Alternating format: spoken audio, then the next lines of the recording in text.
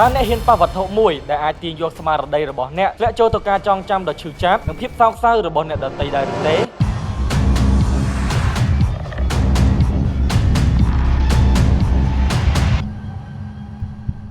នេះមិនមែនជារឿងខ្មោចលងនោះទេក៏ប៉ុន្តែវាគឺជាអានកំបាំងដ៏គួរឲ្យខ្លាចនៃ SCP-1123 ដែលជាលលាក្បាលដ៏យង់ខ្នងមួយ SCP-1123 គ្រាន់តែជាលលាក្បាលមនុស្សធម្មតាម្នាក់ដែលបានបាត់បង់ស្ពានខាងក្រោមក៏ប៉ុន្តែអ្វីដែលធ្វើឲ្យយើងព្រុសសម្បុរនោះគឺនៅលើថ្ងាសនៃលលាក្បាលនោះបានសរសេរអក្សរខ្មែរដោយប្រើឈាមថានឹកឃើញ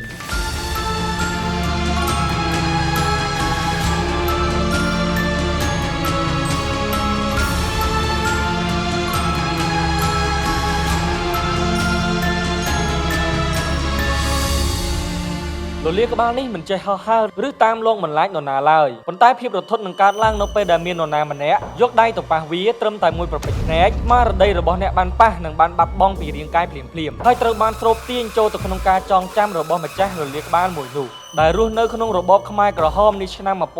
1970 ហើយអ្នកនឹងមើលឃើញ ស្ដាប់ឮនិងទទួលរងនឹងការឈឺចាប់ភាពភ័យខ្លាចនិងទារុណកម្មទាំងអស់ដោយអ្វីដែលជនរងគ្រោះបានជួបប្រទះហើយនៅពេលដែលអ្នកបានដឹងខ្លួនមកវិញគឺត្រូវចំណាយពេលរាប់ម៉ោងឯណោះ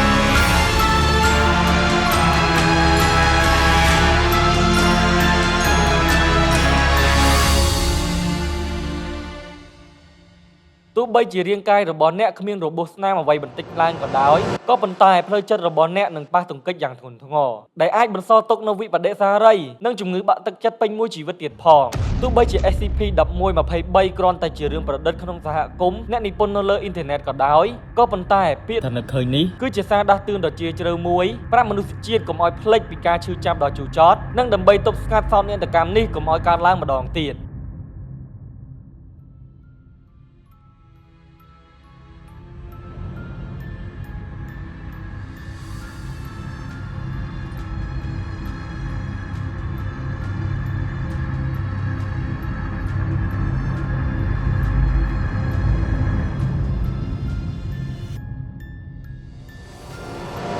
តើអ្នកហ៊ានសាកល្បងប៉ះលលាក្បាលខ្មោចនេះដើម្បីទទួលបានបទពិសោធន៍ពិតក្នុងរបបប្រល័យពូជសាសន៍ខ្មែរក្រហមដែរឬទេ ខមមិនពីគំនិតរបស់អ្នកទាំងអស់គ្នាខាងក្រោមវីដេអូនេះ Follow សម្រាប់វីដេអូក្រោយ